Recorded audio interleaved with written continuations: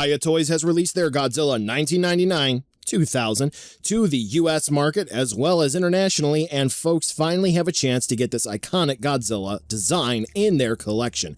And boy, is this one quite the visual stunner. Whether it's going to be the 1999 movie proper, 2000 Gojiban, or anything else, there is definitely a love to be had for this design. But when it comes to the action figure, that's what we're here to talk about. Whether it's going to be the articulation or the simple style and nice articulation scheme Hiya is known for, this is definitely going to tickle the fancy of quite a few collectors. So that's what this review is for, and we're going to take a look to see whether or not Godzilla 2000 is going to be worth adding into your collection. That's just what I'm going to call them throughout the review. It's just easier for me to say. But before we really dive into the meat and potatoes of this one, I do want to let you know that Big Bad Toy Store does take pre-orders, and they do get in-stock items for Hiya Toys, and they also get a whole bunch for other kaiju figures as well. But make sure you get your pre-orders in because in-stock items sell out pretty quick. Diving into the looks of this figure, I gotta say, this one looks absolutely fantastic. I do love Godzilla 2000.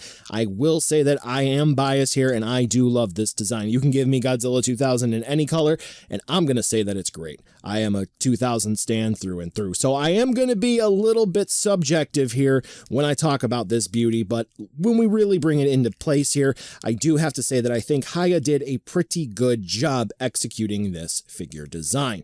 I will say that in some areas, maybe the figure doesn't necessarily look too over the moon great, and we'll talk about that more when we get to the articulation section. When we take a look at the eyes, we take a look at the face. That classic Godzilla 2000 snarl is absolutely captured there very, very well. The teeth have some fantastic shading given the size of the figure. The eyes have great application for, I'm assuming, the decals that are there. The chest is very broad. It has the sort of neck look of a snake, which is really good to see. The scutes, the scarring, the musculature of the 2000 design is really well found there, almost as if Shinichi Wakasa had designed this himself.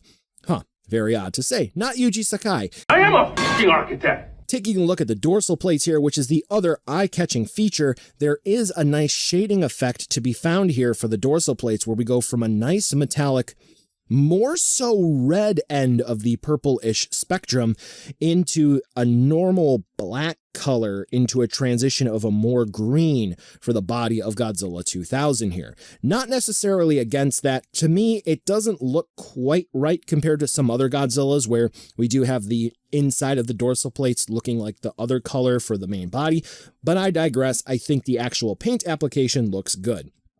For the claws and so forth, everything checks out really nice. But when it comes to the paint application, the only kind of downside, I guess, is going to be all the way down the tail where the paint kind of tapers off. May or may not be accurate, but some folks have said that they don't quite like that. When it does come to the sculpt and the paint, the details are nice, clear, and I would say pretty accurate given the price point of about $55, not $150, and the paint application is really solid. Now, speaking of how that looks with articulation and that being a bit of a problem, we're going to go ahead and talk about the articulation right now as I move Godzilla 2000 a bit closer to the camera. So, jaw's going to open and close pretty much just on a ball joint here, and you're going to notice the tongue. Now, from previous Godzillas released in the line, we pretty much can assume that there's going to be a pin that goes through here for the most part, but it does look like there is going to be a hinge for the tongue. So it's kind of separate, but when you go to close the mouth, the tongue's going to go up to the roof of the mouth. Not a big deal. As I, use my nail there, you can just take another object or your nail and you can just do that.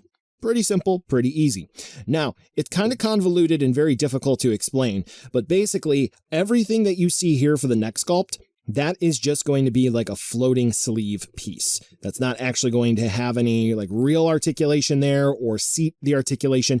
It's basically going to be a system of ball joints just to get from the base all the way up to the head here, base of the neck at the shoulders to the head.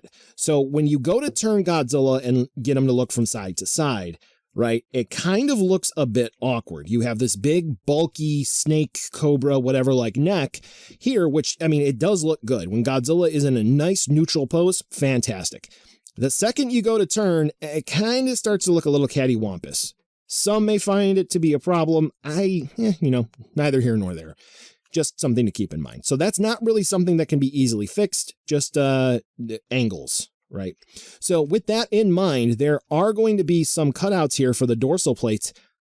Organs, they're apparently officially called in the Godzilla shorts that they do for Godzilla Fest. Anyway, and with those cutaways, it does help Godzilla with looking down, which you can do by just moving those ball joints there and then getting Godzilla to look up. So just by utilizing the system of joints in the neck, that's what we got. And of course, turning from side to side as I showed.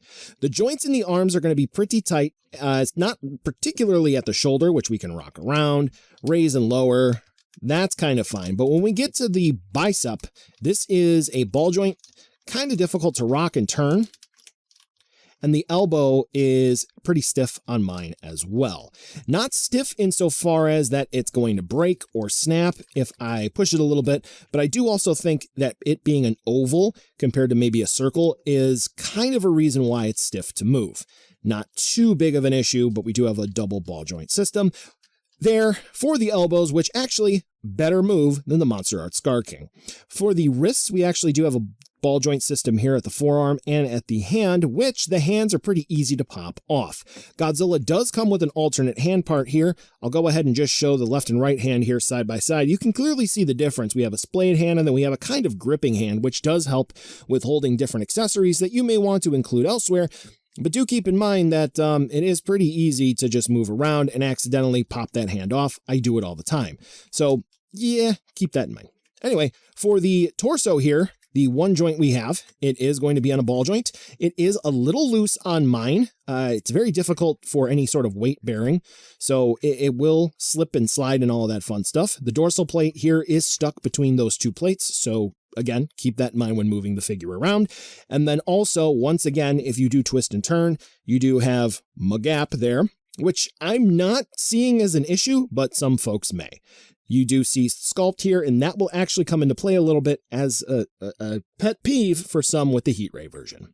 For the hips, ball joints, kick forward and back, all good. Knees, similar style of joint system going on as the elbow may have. For some reason, I can't get the knees to bend as much as I would like them to. It seems like they should have more range of movement, especially with the collapse system they have here. Maybe it's just tight in my particular unit, but that's about the extent of the range of movement that I have. We do have ball joints for the ankles, move forward and back, and the tail, of course, a consistent system of ball joints all the way up to the tip. There's one spot on mine where the tail likes to pop off. There we go. It's just something that consistently happens. You know, maybe something just with joint tightness or whatever. Not that big of a deal. I don't really consider it too much of a problem. I can just, most of the time, I can just get that to pop back in. So again, the only accessories that we're going to get is going to be those alternate hand parts. But the cool part about this, is the Atomic Vomit variant is going to just be a repaint. And with that being said, the slots in the mouth are going to be present to use a beam. So you just plug this puppy in. You just got to push, and there you go. Now, interestingly, it's holding the beam up pretty well, because I was going to comment, the neck is kind of loose. There we go. Yeah, interesting, because the neck has normally been loose on mine. Huh, weird. But anyway, yeah, you can use the beam on the normal version if you should so wish. But yeah, it would have been cool if we got like an Orga ship or something, but yeah, you know, it's kind of disappointing that we only get hands when Godzilla, the Heat Ray, gets a beam. And I'm gonna elaborate more on that in the Heat Ray review. Taking a look at size comparison, here's going to be your Godzilla 2000 figure with some other things you might have in your collection, and as you can see, this one is going to be kind of surprisingly on average given a Hiya figure. It can blend in very nicely with your already established Hiya collection, or if you're looking for a 6-inch scale Godzilla 2000, this one will fit in nicely. So buy now, skip, or wait for a deal. No accessories are included here with this release except for some alternate hands, which are not quite exactly fists, just a little bit more closed, and it is compatible with the Heat Ray that is included with the Heat Ray version of the figure. Price point is going to be about $55 or so. And quite frankly, for that price, again, as I sort of said at the top, I am a 2000 stan through and through. I struggle with objectivity. It is so much subjective. I do like this figure. The downsides that I have, though, are definitely going to be the neck does look awkward when moving from side to side, and that's really going to be the biggest issue that I have. Otherwise, I think this is a nice figure to have, and if you do like Godzilla 2000, I think that this is going to be a must-have purchase.